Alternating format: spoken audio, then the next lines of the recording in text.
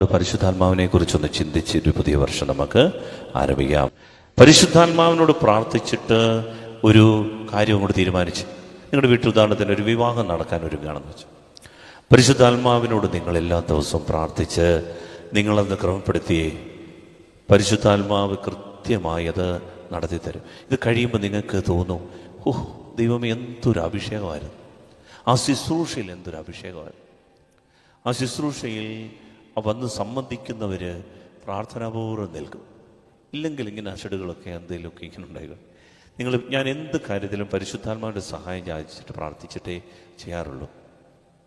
ഒരു വീട് നിങ്ങൾ വെക്കുന്നതിന് മുൻപ് പരിശുദ്ധാത്മാവിനൊന്ന് സമർപ്പിച്ച് പ്രാർത്ഥിച്ചു.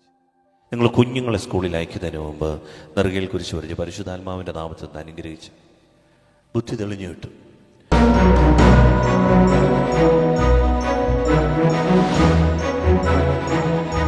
നമ്മുടെ കുടുംബത്തിൽ ആത്മാവിൻ്റെ ശക്തി വലയം ചെയ്താൽ നമുക്ക് വലിയ പ്രകാശമാകും. നമുക്ക് കൺഫ്യൂഷൻ ഉണ്ടാകില്ല. നമ്മുടെ ജീവിതത്തിൽ വഴി തെറ്റിപ്പോകാനോ നമ്മുടെ ജീവിതത്തിൽ നിരാശപ്പെടാനോ ദൈവം അനുവദിക്കില്ല. ഇന്ന് അതുകൊണ്ട് പരിശുദ്ധാത്മാവിനെ കുറിച്ചൊന്ന് ചിന്തിച്ച് ഒരു പുതിയ വർഷം നമുക്ക് ആരംഭിക്കാം. Hallelujah, hallelujah. സന്തോഷത്തോടെ ഹല്ലേലൂയ, ഹല്ലേലൂയ, ഹല്ലേലൂയ, ഹല്ലേലൂയ. സ്നേഹമുള്ളവരെ, നമുക്കറിയാം കർത്താത്മാവ് അതൊരു വ്യക്തിയാണ്, ശക്തിയല്ല. ഈ കറണ്ട് പോലെ, കറണ്ടിലൊക്കെ നമ്മളിങ്ങനെ തൊടുമ്പോൾ പെട്ടെന്നൊരു കറണ്ട് അടിക്കും, ഷോക്കടിക്കും. അങ്ങനെയൊക്കെ കരുതുന്ന ആളുകളുണ്ട് പരിശുദ്ധാത്മാവിനെ കുറിച്ച്. ഒരു ശക്തി, തീർച്ചയായിട്ടും അവിടത്തേക്ക് ശക്തിയുണ്ട്. പക്ഷേ ബൈബിൾ പഠിപ്പിക്കുന്നത് പരിശുദ്ധാത്മാവ് ഒരു വ്യക്തിയാണ്, നമ്മുടെ കൂടെ നടക്കുന്ന പരിശുദ്ധാത്മാവ്. ഒരു വ്യക്തിയായി എന്ന് പറഞ്ഞാൽ സഹായകനായി, വികാരങ്ങളുള്ള, ദൈവത്തിൻ്റെ വിചാരങ്ങൾ നമുക്ക് വെളിപ്പെടുത്തി തരുന്ന, നമുക്ക് ഇച്ഛാശക്തിയുള്ള, നമ്മളെ തീരുമാനങ്ങൾ എടുക്കാൻ കഴിവുള്ള, നമുക്ക് വഴി കാണിച്ചു തരുന്ന, ഇതാണ് വഴി, ഇതിലേ പോകുക എന്ന് പറയുന്ന ഒരു വ്യക്തിയാണ് പരിശുദ്ധാത്മാവ്. ഹല്ലേലൂയ, ഹല്ലേലൂയ, ഹല്ലേലൂയ, ഹല്ലേലൂയ. അതുകൊണ്ട് ഇത് നമ്മൾ പരിശുദ്ധാത്മാവിനെ കുറിച്ച് ധ്യാനിക്കണം. ഇത് കേട്ടുകൊണ്ടിരിക്കുമ്പോൾ തന്നെ നമുക്ക് പരിശുദ്ധാത്മാവിൻ്റെ വലിയ ശക്തിയാലും കൃപയാലും നിറഞ്ഞ് വലിയ വിടുതലുകൾ നമുക്കുണ്ടാവും. പരിശുദ്ധാത്മാവിനെ കുറിച്ച് നമ്മൾ ധ്യാനിക്കാനും പ്രാർത്ഥിക്കാനും സാധിക്കും. നമ്മൾ ശ്രദ്ധിച്ചിട്ടുണ്ടോ, നമ്മൾ ഏത് മീറ്റിംഗ് നടത്തിയാലും, സഭയുടെ ഏത് കാര്യങ്ങൾ നടത്തിയാലും ആദ്യമേ നമ്മൾ പാടുന്നൊരു പാട്ടുണ്ട്. ഏതാണ്?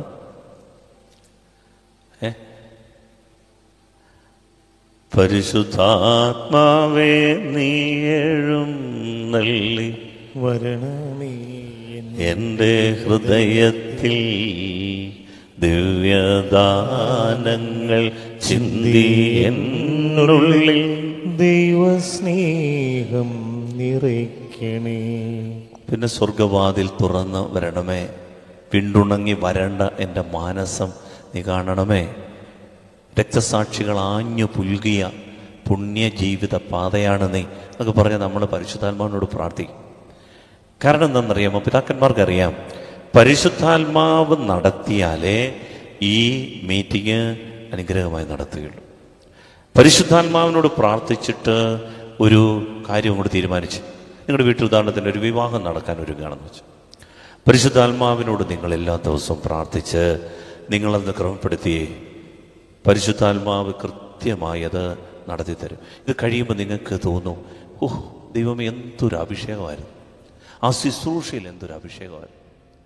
ആ ശുശ്രൂഷയിൽ വന്ന് സംബന്ധിക്കുന്നവർ പ്രാർത്ഥനാപൂർവ്വം നിൽക്കും. ഇല്ലെങ്കിൽ ഇങ്ങനെ അഷടുകളൊക്കെ എന്തെങ്കിലുമൊക്കെ ഇങ്ങനെ ഉണ്ടാകുക. ഞാൻ എന്ത് കാര്യത്തിലും പരിശുദ്ധാത്മാവിൻ്റെ സഹായം യാചിച്ചിട്ട് പ്രാർത്ഥിച്ചിട്ടേ ചെയ്യാറുള്ളൂ.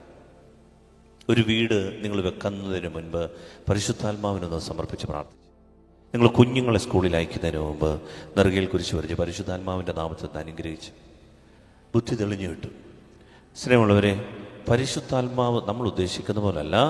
പരിശുദ്ധാത്മാവിനെ ദൈവം നമുക്ക് തന്നിരിക്കുന്നത് നമ്മളുടെ ഉള്ളിൻ്റെ ഉള്ളിൽ ഈ പ്രകാശം ജ്വലിച്ചു കഴിഞ്ഞാൽ നമ്മൾ ആഗ്രഹിക്കുന്നതിലും പ്രവർത്തിക്കുന്നതിലും 100 ഇരട്ടി അഭിഷേകത്തോടെ കാര്യങ്ങൾ ചെയ്യാൻ നമുക്ക് സാധിക്കും. ഹല്ലേലൂയ, ഹല്ലേലൂയ, ഹല്ലേലൂയ, ഹല്ലേലൂയ. നിങ്ങൾ ശ്രദ്ധിക്കാം, ഈശോ പരിശുദ്ധാത്മാവിൽ നിറഞ്ഞ് ജനിച്ച കുഞ്ഞാണ്. ഗബ്രിയേൽ ദൂതൻ അമ്മയോട് പറഞ്ഞു, പരിശുദ്ധാത്മാവ് നിന്റെ മേൽ വരും, അത്യുന്നതന്റെ ശക്തി നിന്റെ മേൽ ആവസിക്കും, ആകയാൽ ജനിക്കാൻ പോകുന്ന ശിശു സഹായിക്കൂ. പരിശുദ്ധൻ, ദൈവപുത്രൻ എന്ന് അറിയപ്പെടും. എന്ന് പറഞ്ഞാൽ ഈശോ ജനിച്ചത് പരിശുദ്ധാത്മാവിലാണ്. പരിശുദ്ധാത്മാവിൻ്റെ ശക്തിയിലാണ് ഈശോ ജനിക്കുന്നത്. പരിശുദ്ധാത്മാവ് എന്ന് പറഞ്ഞാൽ ജനിക്കുന്നത്. പക്ഷേ ഈശോ 30-ാമത്തെ വയസ്സിൽ വീണ്ടും എന്താ ചെയ്തതെന്നറിയാമോ? പരിശുദ്ധാത്മാവിന് വേണ്ടി പ്രാർത്ഥിച്ചുകൊണ്ടിരുന്നു. ഇത്രയും പരിശുദ്ധാത്മാവിൽ ജനിച്ച ഈശോ പരിശുദ്ധാത്മാവിന് വേണ്ടി പ്രാർത്ഥിച്ചാണ് ജ്ഞാനസ്നാനം സ്വീകരിച്ചത്. ഈശോയുടെ മാമോദീസ ആണ് ഈ 6-ാം തീയതി, ജനഹാ തിരുനാളാണ്. ലൂക്കായുടെ സുവിശേഷം 3-ാം അധ്യായം 21-22 വാക്യങ്ങൾ ഇങ്ങനെയാണ്: ജനം സ്നാനം സ്വീകരിച്ചു കൊണ്ടിരിക്കുമ്പോൾ, ലൂക്ക 3:21 ശ്രദ്ധിച്ചു കേൾക്കണം. അതായത് ഇത്രയും പരിശുദ്ധാത്മാവിൽ നിറഞ്ഞ ഈശോ പിന്നെയും പ്രാർത്ഥിച്ചത് എന്തിനു വേണ്ടിയിട്ടായിരുന്നു അറിയാവോ? പരിശുദ്ധാത്മാവിന് വേണ്ടി. അതിൻ്റെ തെളിവാണ് ഞാൻ വായിക്കുന്നത്. ജനം സ്നാനം സ്വീകരിച്ചു കൊണ്ടിരിക്കുമ്പോൾ യേശുവും വന്ന് സ്നാനമേറ്റു. അടുത്ത വചനം: അവൻ പ്രാർത്ഥിച്ചുകൊണ്ടിരിക്കുമ്പോൾ, അതായത് ഈശോ ഇങ്ങനെ ക്യൂ നിൽക്കുകയാണ്. സ്നാപകയോഹന്നാൻ ഇങ്ങനെ ആളുകൾക്ക് സ്നാനം കൊടുത്തുകൊണ്ടിരിക്കുകയാണ്. ഈശോ വന്ന്, ദൈവം ഒരു മനുഷ്യന്റെ മുൻപിൽ വന്ന് മുട്ടുകുത്താൻ വേണ്ടി ക്യൂവിൽ നിൽക്കുകയാണ്. അപ്പൊ ക്യൂവിൽ നിൽക്കുമ്പോൾ ഓരോരുത്തർ വന്ന് സ്നാനം മുങ്ങി പോകുമ്പോൾ ഈശോയുടെ സമയമായി. ഈശോ ആ ക്യൂവിൽ നിന്നപ്പോൾ എന്താ ചെയ്തുകൊണ്ടിരുന്നതെന്ന് അറിയാമോ? ലൂക്ക പറയാണ്, ആ ക്യൂവിൽ ഈശോ ചെയ്തുകൊണ്ടിരുന്നത്, അവൻ എത്ര പേരുണ്ടെന്ന് എണ്ണിക്കൊണ്ടിരിക്കുകയായിരുന്നു? അല്ല, അവൻ പ്രാർത്ഥിച്ചുകൊണ്ടിരിക്കുകയായിരുന്നു. അവൻ പ്രാർത്ഥിച്ചുകൊണ്ടിരിക്കുമ്പോൾ സ്വർഗം തുറക്കപ്പെട്ടു. പരിശുദ്ധാത്മാവ് പ്രാവിന്റെ രൂപത്തിൽ അവന്റെ മേൽ ഇറങ്ങി വന്നു. സ്വർഗത്തിൽ നിന്നൊരു സ്വരവുമുണ്ടായി: നീ എൻ്റെ പ്രിയപുത്രൻ, നിന്നിൽ ഞാൻ പ്രസാദിച്ചിരിക്കുന്നു. ഞാൻ ചോദിച്ചോട്ടെ, ഈശോ അപ്പൊ എന്തിനു വേണ്ടിയിട്ടായിരുന്നു പ്രാർത്ഥിച്ചുകൊണ്ടിരുന്നേ? പരിശുദ്ധാത്മാവിന് വേണ്ടി. അവൻ പ്രാർത്ഥിച്ചുകൊണ്ടിരിക്കുമ്പോൾ സ്വർഗം തുറക്കപ്പെട്ടു. പരിശുദ്ധാത്മാവ് പ്രാവിന്റെ രൂപത്തിൽ അവന്റെ മേൽ ഇറങ്ങി വന്നു. ഈശോ പ്രാർത്ഥിച്ചത്, പരിശുദ്ധാത്മാവേ, എൻ്റെ അപ്പാടെ ആത്മാവേ, വാ വാ ഇറങ്ങി വാ. അതുപോലെ സ്വർഗം തുറന്നു, പരിശുദ്ധാത്മാവ് ഇറങ്ങി വന്നു. ഇത്രയും ആത്മാവിൽ നിറഞ്ഞ ഈശോ പോലും പിന്നെയും പ്രാർത്ഥിച്ചത് എന്തിനു വേണ്ടിയിട്ടാണ്? പരിശുദ്ധാത്മാവിന് വേണ്ടി. അതുകൊണ്ട് ഈശോ കാണിച്ചു തന്ന വഴി കണ്ണും പൂട്ടി നമ്മൾ സ്വീകരിക്കണം. ഈശോ എന്ത് ചോദിച്ചോ ജീവിച്ചോ അതുപോലെ നമ്മൾ അവനെ മാതൃകയാക്കണം. ഈശോ പ്രാർത്ഥിച്ചത് പരിശുദ്ധാത്മാവിന് വേണ്ടിയിട്ട്. ഹല്ലേലൂയ, ഹല്ലേലൂയ, ഹല്ലേലൂയ, ഹല്ലേലൂയ. ഞാൻ നിങ്ങളുടെ അടുത്ത് പരിശുദ്ധാത്മാവിനെ കുറിച്ച് പൗലോസ് ശ്ലീഹ പഠിപ്പിക്കുന്ന ഒരു പാഠം നിങ്ങളോട് പറഞ്ഞുകൊണ്ട് നമുക്ക് ചർച്ച ചെയ്തുകൊണ്ട് നമ്മൾ ഇന്നത്തെ ഈ ആരാധന പൂർത്തിയാക്കും. ശ്രദ്ധിച്ച് കേൾക്കണം. നമ്മളിൽ പലർക്കും ഒരു ധാരണയുണ്ട്, പരിശുദ്ധാത്മാവെന്ന് പറയുന്നത് ഒരു ശക്തിയായി, ഒരു കരണ്ടായി, ഒരു കാറ്റായി, ഒരു കുളിരായി, ഒരു വിറയലായി, ഒരു മയക്കമായി ആളുകൾക്ക് തെറ്റിദ്ധരിക്കുന്നുണ്ട്. പരിശുദ്ധാത്മാവ് വന്നു കഴിയുമ്പോൾ ഒരു തണുപ്പ്, ഒരു കുളിര്, ഒരു വിറയൽ, പെട്ടെന്നൊരു കരണ്ടടിക്കുന്നത്, പെട്ടെന്നൊരു ഭാഷാവരം ഇങ്ങോട്ട് വന്നു. പ്രിയപ്പെട്ട ദൈവമക്കളെ, ബൈബിളിൽ വളരെ വ്യക്തമായി പറഞ്ഞു തരുന്ന കാര്യം ശ്രദ്ധിച്ചു കേൾക്കണം. പരിശുദ്ധാത്മാവ് ആരാണ് എന്നും പരിശുദ്ധാത്മാവിനെ കുറിച്ചുള്ള നമ്മുടെ ജ്ഞാനം എങ്ങനെയായിരിക്കണമെന്നും ബൈബിൾ നമ്മളെ പഠിപ്പിക്കുന്നുണ്ട്. അതുകൊണ്ട് ശ്രദ്ധയോടെ കേൾക്കണം.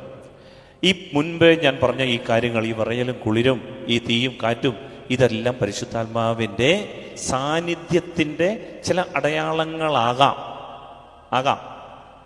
ആണെന്നുറപ്പില്ല. പരിശുദ്ധാത്മാവിൻ്റെ സാന്നിധ്യത്തിൻ്റെ ചില അടയാളങ്ങളാകാം, മുദ്രകളാകാം. ഏത്? ഈ കുളിരും ഈ കാറ്റും ഈ വിറയലും ഈ മയക്കവും ഈ തറയിൽ പോകുന്നതും തറയിൽ നിന്ന് എഴുന്നേൽക്കുന്നതും ഈ ഉച്ചത്തിൽ നിലവിളിക്കുന്നതും ഈ ഭാഷാവൃത്തി സംസാരിക്കുന്ന ആകാം. എന്നാൽ നമ്മൾ പരിശുദ്ധ കത്തോലിക്ക സഭ നമ്മെ പഠിപ്പിക്കുന്ന ഒരു പാഠം നമ്മൾ ശ്രദ്ധിച്ച് കേൾക്കണം. തിരുസഭ ബൈബിളിൻ്റെ അടിസ്ഥാനത്തിൽ നമ്മളെ പഠിപ്പിക്കുന്ന പാഠം എന്താണെന്നറിയാമോ? പരിശുദ്ധാത്മാവ് പുറത്തുനിന്ന് നമ്മിലേക്ക് എഴുന്നള്ളി വരുന്ന ഒരു ശക്തി എന്നതിലുപരി, പുറത്തു നിന്നേണ്ടത് പാട്ടുപാടി 3-ാമത്തെ സ്റ്റാൻസായിൽ നമ്മിലേക്ക് എഴുന്നള്ളി വരുന്ന ഒരു ശക്തി എന്നതിലുപരി പാട്ട് പാടി പാടി പാടി മൂന്നാമത്തെ സ്റ്റാൻസ വരുമ്പോൾ കൈവിറയ്ക്കുന്നു, തുള്ളുന്നു, ചാടുന്നു. അന്നേരത്തെ ആത്മാവ് വന്നു എന്ന് കരുതുന്നതിലുപരി നമ്മൾ തിരുസഭ പഠിപ്പിക്കുന്ന അടിസ്ഥാന പാഠം മനസ്സിലാക്കണം. എന്താണെന്ന് അറിയാമോ? പരിശുദ്ധാത്മാവ് നമ്മുടെ ഉള്ളിൽ ഒരു മുദ്രയായി, അടയാളമായി പരിശുദ്ധ മാമോദീസായിലൂടെ നൽകപ്പെട്ടിട്ടുണ്ട്. Hallelujah, hallelujah. സന്തോഷത്തോട് പറ ഹല്ലേലൂയ, ഹല്ലേലൂയ, ഹല്ലേലൂയ, ഹല്ലേലൂയ. പ്രിയപ്പെട്ട ദൈവമക്കളെ, പരിശുദ്ധാത്മാവിന്റെ നാമത്തിന്റെ ശക്തി, പിതൃപുത്ര പരിശുദ്ധാത്മാവിന്റെ ശക്തി മാമോദീസായിലൂടെ നമുക്കൊരു മുദ്രയായി, അടയാളമായി നമുക്കെല്ലാം നൽകപ്പെട്ടിട്ടുണ്ട്. ഈ അടയാളത്തെ നമ്മൾ തെളിച്ച് മനസ്സിലാക്കുന്നതാണ്. എന്ന് വെച്ചാൽ ഈ ആത്മാവിൻ്റെ ഉള്ളിലുണ്ട് എന്ന ബോധത്തിലേക്ക് നാം ഉണരുന്ന പ്രക്രിയയുടെ പേരാണ് ആത്മനിറവ്. ഞാൻ ആവർത്തിക്കുന്നു, പരിശുദ്ധാത്മാവിൻ്റെ വാസസ്ഥലമാണ് ഞാനെന്ന്, എൻ്റെ പരിശുദ്ധാത്മാവ് എൻ്റെ ഉള്ളിലുണ്ട് എന്ന് ഞാൻ അറിഞ്ഞ് ഉണരണം. ഈ ബോധം എന്നിൽ ഉണരണം. ഈ അവസ്ഥയുടെ പേരാണ് ആത്മനിറവ്. അതുകൊണ്ടാണ് നമ്മൾ പരിശുദ്ധാത്മാവിന് വേണ്ടി പ്രാർത്ഥിക്കുമ്പോൾ നമ്മൾ നമ്മുടെ ഹൃദയത്തോട് പറയുക, ഹൃദയമേ, ആത്മാവേ, മനസ്സിലാക്കണേ, നിന്നിൽ ആത്മാവുണ്ട്. ഈ പരിശുദ്ധാത്മാവ് നമ്മുടെ ഉള്ളിൽ ഉണ്ട്. ചിലരിൽ അത് മയങ്ങിക്കിടക്കാണ്, ഉറങ്ങിക്കിടക്കാണ്. അത് ചാരം മൂടി ഒരു പ്രാവിനെ പോലെ കുറുകി ഒതുങ്ങിക്കൂടി ഇരിക്കുകയാണ്. കാരണം ഉള്ളിൽ പലതരത്തിലുള്ള മ്ലേച്ഛതകളും പല ലൗകിക താല്പര്യങ്ങളും ഉണ്ടെങ്കിൽ ഈ പരിശുദ്ധാത്മാവ് വേദനയോടിരിക്കുകയാണ്. അതുകൊണ്ടാണ് പൗലോസ്ലീഹ പറയുന്നത്, മക്കളെ, പരിശുദ്ധാത്മാവിനെ നിങ്ങൾ കരയിക്കരുതേ, പരിശുദ്ധാത്മാവിനെ നിങ്ങൾ ദുഃഖിപ്പിക്കരുതേ, പരിശുദ്ധാത്മാവിനെ നിങ്ങൾ വേദനിപ്പിക്കരുതേ. 3 കാര്യങ്ങളാണ് പൗലോസ്ലീഹ പറയാം. ഇത് വിട്ടുപോവില്ല. പകരം ഇതിങ്ങനെ സഹിച്ചും വേദനിച്ചും കുറുകിയും നുറുങ്ങിയും തേങ്ങയും എൻ്റെ ഉള്ളിൽ ഇങ്ങനെ പമ്മിയിരിക്കും. എന്നാൽ ചിലരിൽ ഈ ആത്മാവിനെ ഉണരും. മാമോദീസയിൽ നൽകപ്പെട്ട ഈ പരിശുദ്ധാത്മാവ് ഉണർന്ന് ശക്തി പ്രാപിക്കും, തേജസ് പ്രാപിക്കും. അവരാണ് ലോകത്തെ കീഴ്മേൽ മറിക്കാൻ ദൈവത്തിന്റെ ആത്മാവ് ഉപകരണമാക്കുന്നത്. പലതരം പ്രതി പറ ഹല്ലേലൂയ, ഹല്ലേലൂയ, ഹല്ലേലൂയ, ഹല്ലേലൂയ. ഇപ്പൊ ചോദിച്ചേക്കാം, അച്ഛാ ഇതിന് തെളിവുണ്ടോ? പൗലോസ്ലീഹ പഠിപ്പിച്ച പാഠം നമ്മൾ മനസ്സിലാക്കിയാൽ നമുക്കിത് വ്യക്തമാകും. പൗലോസ്ലീഹ നമ്മളെ പഠിപ്പിക്കുന്ന ഒരു പാഠമാണ് 2 കൊറിന്തോസ് 1-ാം അധ്യായത്തിന്റെ 22-ാം തിരുവചനം. വായിക്കാമോ? മൈക്കൊന്നെടുത്ത് വായിക്കാൻ കഴിവുള്ള ചേച്ചിമാരെല്ലാം ഉണ്ടോ? ഫ്രണ്ടിലോട്ടൊന്ന് വരാമോ? 2 കൊറിന്തോസ് 1-ാം അധ്യായത്തിന്റെ 22-ാം തിരുവചനം. ബൈബിളൊക്കെ കൊണ്ടുവന്നവരുണ്ട്. 2 കൊറിന്തോസ് 1-ന്റെ 22-ാം തിരുവചനം.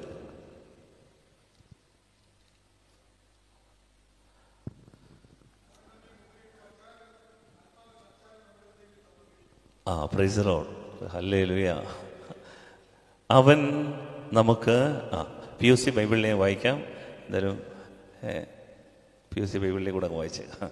അതായത് 2 കൊറിന്തോസ് അതിൻ്റെ 1-ാം അധ്യായം 22-ാം തിരുവചനം. അവിടുന്ന് നമ്മിൽ തൻ്റെ മുദ്ര പതിക്കുകയും അച്ചാരമായിട്ട് തന്റെ ആത്മാവിനെ നമ്മുടെ ഹൃദയങ്ങളിലേക്ക് പകരുകയും ചെയ്തിരിക്കുന്നു. അച്ചാരമായിട്ട് തൻ്റെ ആത്മാവിനെ നമ്മുടെ ഹൃദയങ്ങളിലേക്ക് പകരുകയും ചെയ്തിരിക്കുന്നു. ആ വാക്ക് ശ്രദ്ധിച്ചോ? എന്താണ് ആ വാക്ക്? അച്ചാരം. എൻ്റെ ഗ്രീക്ക് വാക്ക് അറബോൺ എന്നാണ്. അറബോൺ എന്നൊരു വാക്കാണ് പൗലോസ്ലീഹ ഉപയോഗിക്കുക. അച്ചാരം നമുക്കെല്ലാം അറിയാം അച്ചാരം എന്നാണ്. ഇപ്പം വീടൊക്കെ വാടകയ്ക്ക് എടുക്കാൻ വേണ്ടി ആഗ്രഹിക്കുക. നമ്മളൊന്ന് നടന്നു പോകുമ്പോൾ വീടൊന്നും ഇല്ല നമുക്ക്, പക്ഷെ ഒരു വീട്ടിൽ താമസിക്കണം.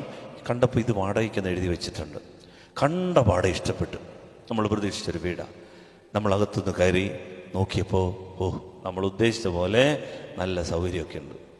നമ്മൾ ഉടനെ ആ നമ്പറിൽ വിളിച്ചിട്ട് ചോദിച്ചു, ചേട്ടൻ എവിടാണ്? ചേട്ടൻ്റെ വീടിൻ്റെ വാടക എത്ര? അതെ, 10,000 രൂപ.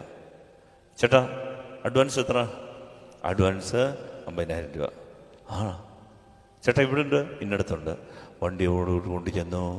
നമ്മൾ ഈ ചേട്ടന് അഡ്വാൻസായി കൊടുക്കുന്ന, പകിടിയായി കൊടുക്കുന്ന, ഇൻസ്റ്റാൾമെൻ്റായി കൊടുക്കുന്ന ആദ്യത്തെ ഗഡുവാണ് അച്ചാരം. എന്ന് പറഞ്ഞാൽ ഈ വീട് എനിക്ക് വേണം.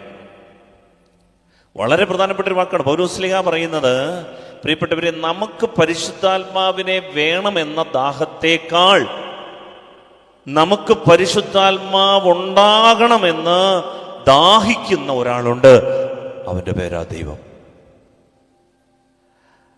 നമുക്ക് എല്ലാവർക്കും ആഗ്രഹമുണ്ട് പരിശുദ്ധാത്മാവെ എന്ന് നിറയണമേ നിറയണമേ അതിനുവേണ്ടി പ്രാർത്ഥിക്കുന്നുണ്ട്. പക്ഷേ ബൈബിൾ പൗലോസ്ലീഹ, ഈ പൊരുളറിയാവുന്ന പൗലോസ്ലീഹ പറയുകയാണ്, മക്കളെ, നീയാകുന്ന ഈ വീടിനെ ദൈവത്തിന് സ്വന്തമാക്കാൻ ആഗ്രഹിച്ച ദൈവം തന്റെ ആത്മാവിനെ പകിടിയായിട്ട്, ഫസ്റ്റ് ഇൻസ്റ്റാൾമെന്റ് ആയിട്ട്, അച്ചാരമായിട്ട് ദൈവം നിനക്ക് തന്നിരിക്കുക എന്ന് പറഞ്ഞാൽ ഈ വീട് ദൈവത്തിന് വേണം എന്ന് ദൈവത്തിന് നിർബന്ധമാണ്. ദൈവം ഈ ആത്മാവിനെ അച്ചാരമായി നമുക്ക് തന്നിരിക്കുന്നു. പൗലോസ്ലീഹ പറയാണ്, ദൈവത്തിന് നിർബന്ധമാണ്. എന്താണെന്നറിയാവോ? നമ്മളെ ദൈവത്തിന് വേണം. പല ആളുകളും 3 വർഷം 4 വർഷം കഴിഞ്ഞ് ഉപസാരിക്കാൻ വന്ന് മുട്ടുകുത്തുമ്പോൾ എനിക്ക് വളരെ സന്തോഷം തോന്നാറുണ്ട്. ദൈവമേ, എന്താണെന്നറിയോ? ഈ മനുഷ്യൻ വന്ന് മുട്ടുകുത്തിയതിലല്ല, മറിച്ച് എൻ്റെ ദൈവമേ, ഈ മനുഷ്യനെ നിനക്ക് വേണമെന്ന് നീ എത്രമേൽ കാത്തിരുന്ന് നിർബന്ധിക്കുന്നല്ലോ. പ്രിയപ്പെട്ടവരെ, നമ്മളെ ദൈവത്തിന് വേണമെന്ന് ദൈവത്തിന് നിർബന്ധമാണ്. ബൈബിൾ പറയാണ്, അതുകൊണ്ട് ദൈവം തൻ്റെ ആത്മാവിനെ ആദ്യത്തെ ഇൻസ്റ്റാൾമെന്റ് മാമോദീസായിലൂടെ നമുക്ക് പകിടിയായിട്ട് തന്നിരിക്കുക. ഇനി പിശാചിന് വന്നിട്ട് ഈ വീട്ടിൽ താമസിക്കാൻ പറ്റില്ല. നമ്മൾ ചെയ്യുന്ന പാപത്തിന്റെ ലിസ്റ്റും കണക്കൊക്കെ എടുത്തു കഴിഞ്ഞാൽ പിശാചിന്റെ അളിയനെ പെങ്ങളെ എല്ലാം വിളിച്ചോണ്ട് വന്ന് താമസിപ്പിക്കാൻ പറ്റിയ വകുപ്പുണ്ട്. പക്ഷേ പിശാചിക്ക് അടുക്കാൻ പറ്റില്ല. ഇത്രയും കാര്യങ്ങൾ ഏറ്റ് എന്തേ തകർന്നു പോകാത്തെ? ഈ ആത്മാവിനെ പകിടിയായി, അച്ചാരമായി ദൈവം നമ്മിൽ നിക്ഷേപിച്ചിട്ടുണ്ട്. ഹല്ലേലൂയാ, ഹല്ലേലൂയ, ഹല്ലേലൂയാ, ഹല്ലേലൂയ, ഹല്ലേലൂയാ, ഹല്ലേലൂയ. ദൈവത്തിന് നമ്മെ കൂടിയേ തീരൂ. ദൈവത്തിന് നമ്മളെ കൊണ്ട് പോയേ പറ്റൂ. ഇതാണ് തൻ്റെ മകനിലൂടെ ദൈവം നമുക്ക് തന്നിരിക്കുന്ന പാഠം. അതുകൊണ്ടാണ് വീണ്ടും 2 കൊരിന്തോസ് 5-ാം അധ്യായത്തിന്റെ 2-ാം വാക്യത്തിലും ഇതേ വാക്യം തന്നെയാണ് ഉപയോഗിച്ചിരിക്കുന്നത്. ഇതേ വാക്യം തന്നെയാണ്. 2 കൊരിന്തോസ് 5-ന്റെ 2-ാം വാക്യം വായിക്കാമോ? വാസ്തവത്തിൽ ഞങ്ങൾ ഇവിടെ നെടുവീർപ്പിടുകയും സ്വർഗീയ വസതി ധരിക്കുവാൻ വെമ്പൽ കൊള്ളുകയുമാണ്. അത് ധരിക്കുമ്പോൾ ഞങ്ങൾ നഗ്നരായി കാണപ്പെടുകയില്ല. ഈ കൂടാരത്തിലായിരിക്കുമ്പോൾ തന്നെയും ഞങ്ങൾ ഉത്കണ്ഠാകുലരായി നെടുവീർപ്പിടുന്നു. മൃത്യുവശമായത് ജീവനാൽ ഗ്രസിക്കപ്പെടേണ്ടതിന് പഴയത് മാറ്റിക്കളയാനല്ല, പുതിയത് ധരിക്കാനാണ് ഞങ്ങൾ ആഗ്രഹിക്കുന്നത്. 5-ാം വാക്യം വായിക്കാമോ? ഈ ലക്ഷ്യത്തിനായി ഞങ്ങളെ ഒരുക്കിയത് ആത്മാവിനെ അച്ചാരമായി ഞങ്ങൾക്ക് നൽകിയ ദൈവമാണ്. അതായത് ഈ പുതിയ വസതി, സ്വർഗീയ വസതിക്ക് വേണ്ടി, ഈ നിത്യജീവന് വേണ്ടി ഞങ്ങളെ ഒരുക്കിയത് ആത്മാവിനെ അച്ചാരമായി ഞങ്ങൾക്ക് നൽകിയ ദൈവമാണ്. അതായത് നമ്മൾ സ്വർഗത്തിൽ എത്താൻ വേണ്ടി ദൈവം നമ്മൾക്ക് മാമോദീസായിലൂടെ ഈ പകിടിയായിട്ട് ഇതിനെ അങ്ങ് നിക്ഷേപിച്ചിരിക്കുക. ഇതിനെക്കുറിച്ചാണ് പ്രിയപ്പെട്ട ദൈവമക്കളെ നമുക്ക് അവയർനെസ് ഉണ്ടാകണേ, ബോധ്യമുണ്ടാകണം. നമ്മൾ പ്രാർത്ഥിച്ചുകൊണ്ടിരിക്കുമ്പോൾ പരിശുദ്ധാത്മാവ് നമ്മൾ നിറയാൻ വേണ്ടി നമ്മൾ ആഗ്രഹിക്കും. പക്ഷേ നമ്മുടെ ഉള്ളിൽ ഈ അച്ചാരമായി പരിശുദ്ധാത്മാവുണ്ട്. ഈ പരിശുദ്ധാത്മാവിനെ ദൈവം നമുക്ക് തന്നിട്ടുണ്ട്. ഇതുകൊണ്ടാണ് നമ്മൾ കൂടെ പലപ്പോഴും പള്ളി വരുന്നേ. അതുകൊണ്ടാണ് ഈ ആരാധനയ്ക്ക് വന്ന് കരയുന്നേ.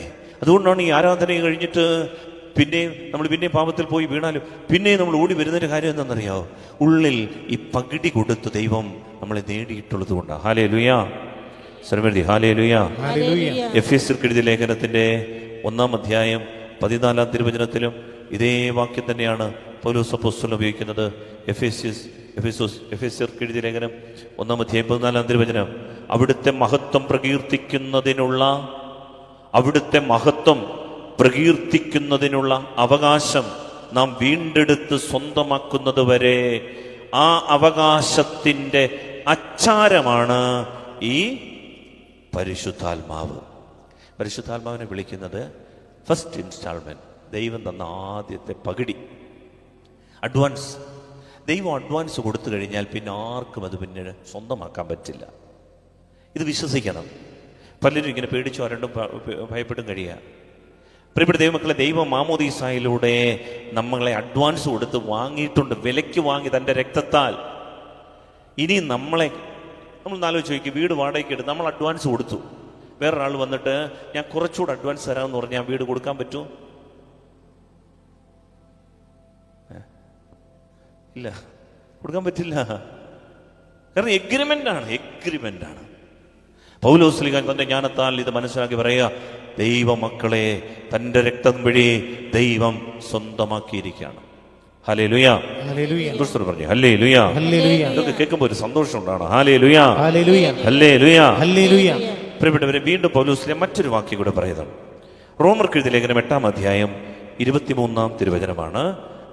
മറ്റൊരു വാക്ക് പൗലോസ്ലീഹ ഉപയോഗിക്കുകയാണ് ഈ പരിശുദ്ധാത്മാവിന്. റോമർക്ക് എഴുതിയ ലേഖനം 8-ാം അധ്യായത്തിന്റെ 23-ാമത്തെ വാക്യം വായിക്കും. സൃഷ്ടി മാത്രമല്ല, ആത്മാവിന്റെ ആദ്യഫലം ലഭിച്ചിരിക്കുന്ന നാമും നമ്മുടെ ശരീരങ്ങളുടെ വീണ്ടെടുപ്പാകുന്ന പുത്രത്വലബ്ധി പ്രതീക്ഷിച്ചുകൊണ്ട് ആന്തരികമായി വിലപിക്കുന്നു. സൃഷ്ടി മാത്രമല്ല, ആത്മാവിന്റെ ആദ്യഫലം ലഭിച്ചിരിക്കുന്ന നാമും നമ്മുടെ ശരീരങ്ങളുടെ വീണ്ടെടുപ്പാകുന്ന പുത്രത്വലബ്ധി പ്രതീക്ഷിച്ചുകൊണ്ട് ആന്തരികമായി വിലപിക്കുന്നു. അതായത് പൗലോസ്ലീഹ പറയുന്നത്, നമുക്ക് ദൈവം നമ്മളെ നിത്യതയിലേക്ക് കൊണ്ടുപോകാൻ വേണ്ടി, സ്വർഗത്തിൽ എത്തിക്കാൻ വേണ്ടി ദൈവം തൻ്റെ ആത്മാവിനെ ആദ്യ ഫലമായി നമുക്ക് നൽകിയിരിക്കുന്നു. ആദ്യ ഫലം അപ്പാർക്കെ എന്നൊരു വാക്കാണ്, ഗ്രീക്ക് വാക്കാണ് ഉപയോഗിക്കുക. അപ്പോൾ ആദ്യമേ നമ്മൾ ഉപയോഗിച്ച വാക്ക് ഏതാണ്?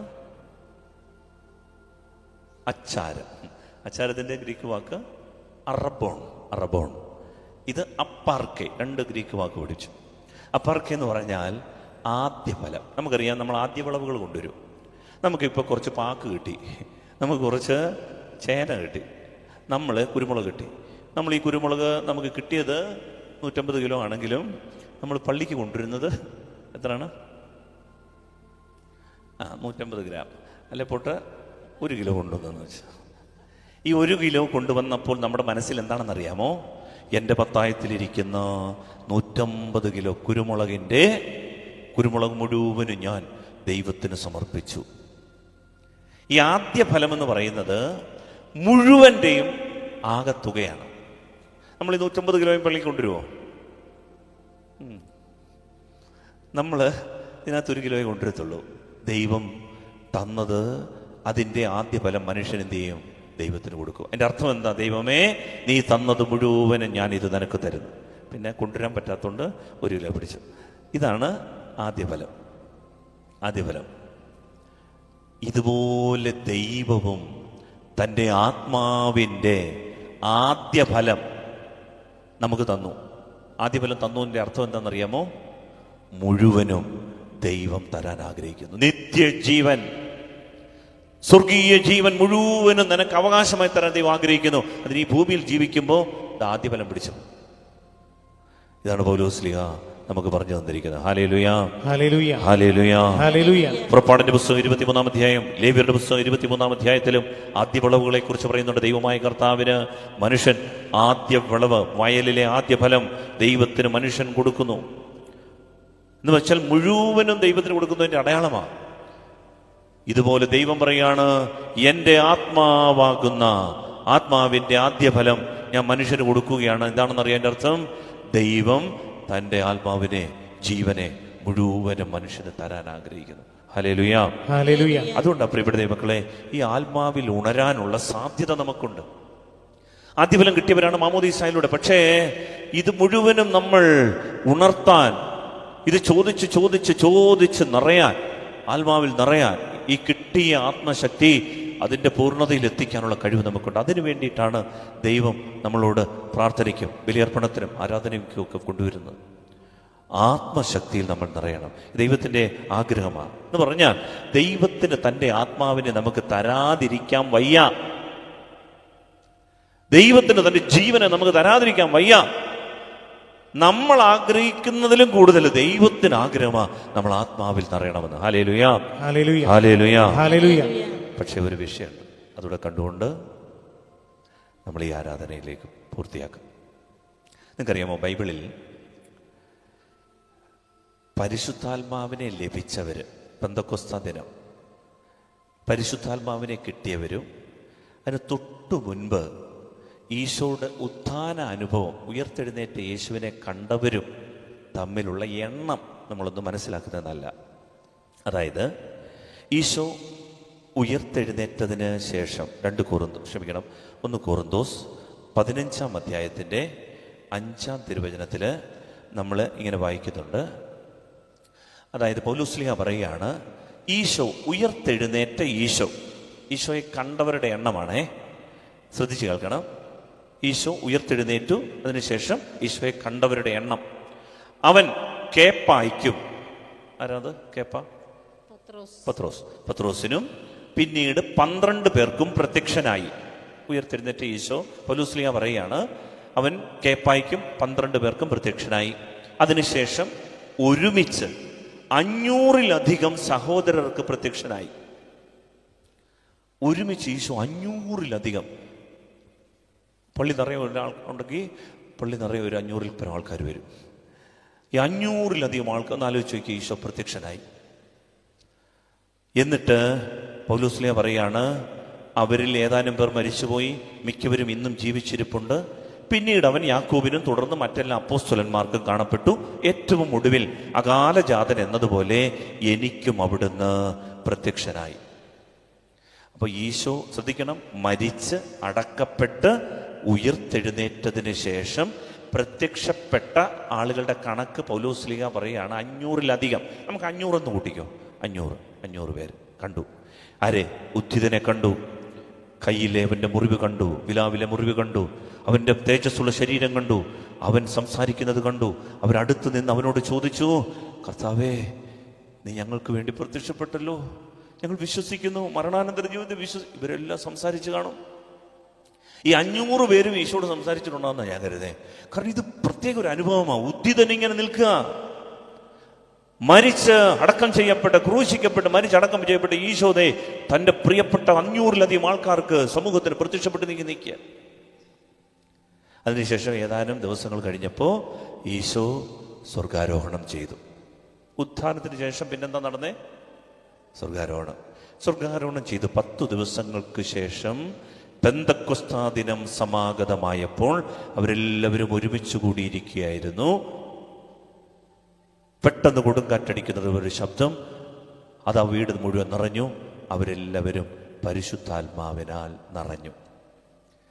പരിശുദ്ധാത്മാവിനാൽ നിറഞ്ഞത് എത്ര പേരാണ് എന്ന് അപ്പോസ്തല പ്രവർത്തനങ്ങൾ 1-ാം അധ്യായത്തിൻ്റെ 15-ാം തിരുവചനത്തിൽ പറയുന്നുണ്ട്. എത്ര പേർക്കാണ് ഈശോ ഉത്ഥാനത്തിൽ പ്രത്യക്ഷപ്പെട്ടെ? 500. പക്ഷേ പരിശുദ്ധാത്മാവ് വന്നത് ഒരാഴ്ച കഴിഞ്ഞപ്പോൾ, 10 ദിവസം കഴിഞ്ഞപ്പോൾ പരിശുദ്ധാത്മാവ് വന്നത് എത്ര പേരുടെ മേലാണെന്നറിയാവോ? അപ്പോസ്തല പ്രവർത്തനങ്ങൾ 1-ാം അധ്യായം 15-ാം തിരുവചനം, അന്നൊരു ദിവസം 120ഓളം സഹോദരർ സമ്മേളിച്ചിരിക്കെ പത്രോസ് അവരുടെ മധ്യേ എഴുന്നേറ്റ് നിന്ന് പ്രസ്താവിച്ചു. പരിശുദ്ധാത്മാവിനെ വന്നതിന് ശേഷം പരിശുദ്ധാത്മാവിനെ സ്വീകരിച്ചവരുടെ എണ്ണമാണ് പറയുന്നത്. എത്ര പേര്?